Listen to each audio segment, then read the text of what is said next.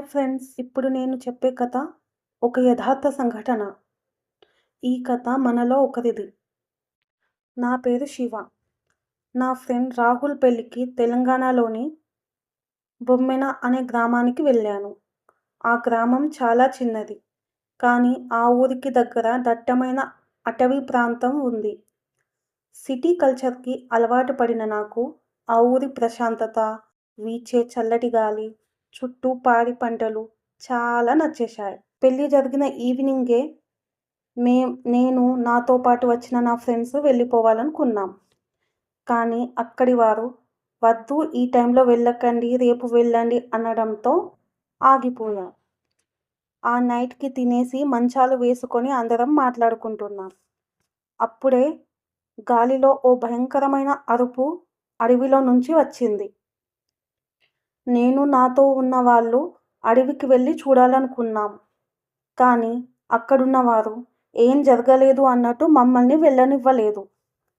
అడవి లోపల గూడెం ప్రజలు పూజలు చేస్తున్నారు బాబూ, ఇదంతా ఇక్కడ మామూలే అని చెప్పారు.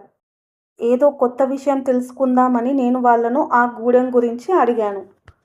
అప్పుడు అక్కడున్న వాళ్ళలో ఒక తాతగారు ఇలా చెప్పారు. అడవిలో పచ్చదనం, సెలయేళ్ళు, జీవ జంతువులతో పాటు ఎన్నో మనిషికి అర్థం కాని రహస్య శక్తులు ఉన్నాయి. అక్కడ కొండ మధ్యలో ఒక చిన్న గూడెం ఉంది. అక్కడ అడవి బిడ్డలు నివసిస్తున్నారు. ఆ అడవే వాళ్లకు తల్లి. వాళ్ళ జీవనానికి కావలసిన వాటిని ఆ అడవే వాళ్లకు ప్రసాదించేది. అందుకే వాళ్ళు జనావాసాలకు ఎక్కువగా వచ్చేవారు కాదు. ఇక్కడ మనకు గుడి, దేవుడు ఉన్నట్టు వాళ్లకు ఒక వనదేవత ఉండేది. వాళ్ళు ఆ దేవతను ప్రతి అమావాస్యకి నరబలి ఇచ్చి కొలిచేవాళ్ళు. నరబలి ఇస్తేనే వనదేవత ప్రసన్నురాలవుతుంది అనేది వాళ్ళ నమ్మకం. వాళ్ళ ఊరి నుంచి ఇద్దరు స్నేహితులు ఆ గూడెంను ఎలాగైనా చూడాలని ఆ అడవిలోనికి వెళ్తారు. వాళ్ళు వెళ్తుంటే ప్రకృతి హెచ్చరించినట్టుగా గాలి ఎక్కువ వీయడం, అడవి జంతువులు వాటికి కనిపించి వాళ్ళనే చూడడం, ఏదో చెప్పాలనుకుంటున్నాయి అన్నట్టు. ఇదంతా చూసి అందులో ఒకడు "వెళ్ళిపోదాం" అని అంటాడు. ఇంకో స్నేహితుడు "ఏం కాదు, నేనున్నా కదా, మాట్లాడకుండా రా నాతో" అని అంటాడు. అలా వాళ్ళిద్దరూ కలిసి వెళ్తూ ఉంటే వాళ్లకు వాళ్ళను ఎవరో గమనించినట్టు అనిపిస్తుంది. అందులో ఒకడికి గిరిజన సంప్రదాయ దుస్తులు ధరించిన ఒక అందమైన అమ్మాయి కనిపిస్తుంది. ఆమె చాలా అందంగా ఉంది. వీళ్ళు ఆమె దగ్గరికెళ్ళి "మీ గూడెం చూడాలని ఉంది, నాకు మీ గూడానికి తీసుకుపోవా" అని అడుగుతాడు. అప్పుడు ఆమె మాట్లాడకుండా "నా వెనక రండి" అన్నట్టు చేత్తో సైగ చేసింది. వాళ్ళు ఏం మాట్లాడకుండా ఆమె వెనుక వెళ్ళారు.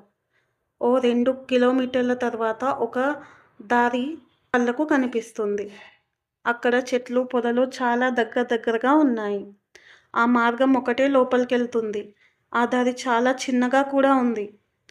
ఒకరి వెనకాల ఒకరు నడుస్తుంటే వాళ్లకు ఆ అమ్మాయి నడిచేటప్పుడు వచ్చే ఒకరి వెనకాల ఒకరు నడుస్తుంటే వాళ్లకు ఆ అమ్మాయి నడిచేటప్పుడు వచ్చే గజ్జెల శబ్దం రావడం లేదు. వెనక్కి తిరిగి చూస్తే ఆమె లేదు. వాళ్ళు ఒకరి మొహాలు ఒకరు చూసుకుంటారు. వెళ్ళిపోయి ఉంటుంది అనుకొని ముందుకు వెళ్తుంటే ఆ దారి చివరన ఒక చిన్న గూడెంలాగా కనిపించింది.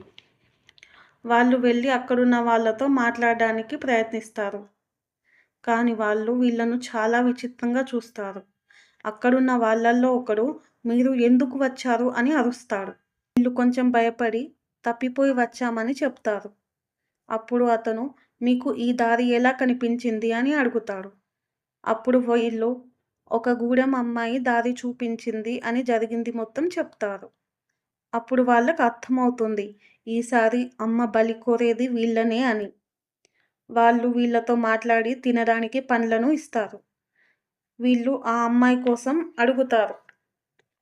ఆ అమ్మాయి పనికెళ్ళింది, ఈరోజు రాత్రి జరిగే సంబరాలలో వస్తుంది అని చెప్తాడు. వీళ్ళు చాలా ఆనందిస్తారు. రాత్రి సమయానికి పెద్ద పెద్ద డోలు, డప్పులు లాంటి వాయిద్యాలతో సంప్రదాయ నృత్యం చేస్తూ వాళ్ళు తమ ఆచారాలను పాటిస్తున్నారు. పెద్ద మంట ఒకటి మధ్యలో వేసి దాని చుట్టూ నృత్యం చేస్తున్నారు గిరిజన మహిళలు. అమావాస్య గడియలు సమీపిస్తున్న కొద్దీ అందరి ప్రవర్తన విచిత్రంగా మారింది. అందరూ నాదాలు చేస్తూ ఎవరినో పిలుస్తున్నారు అని అర్థమైంది. వీళ్ళకు తెలియకుండానే భయం వేయడం ప్రారంభమైంది.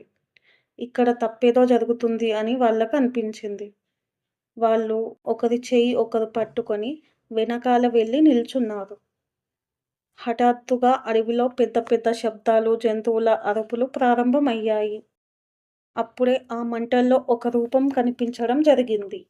ఆ రూపం మెల్లమెల్లగా ఆకారాన్ని తీసుకొని ఆ అమ్మాయిలా మారింది. అది చూసిన వీళ్ళు తమ కళ్ళ ముందు ఏం జరుగుతుందో, అసలు నిజమా అబద్ధమా అన్నట్లు ఆ అమ్మాయినే చూస్తున్నారు.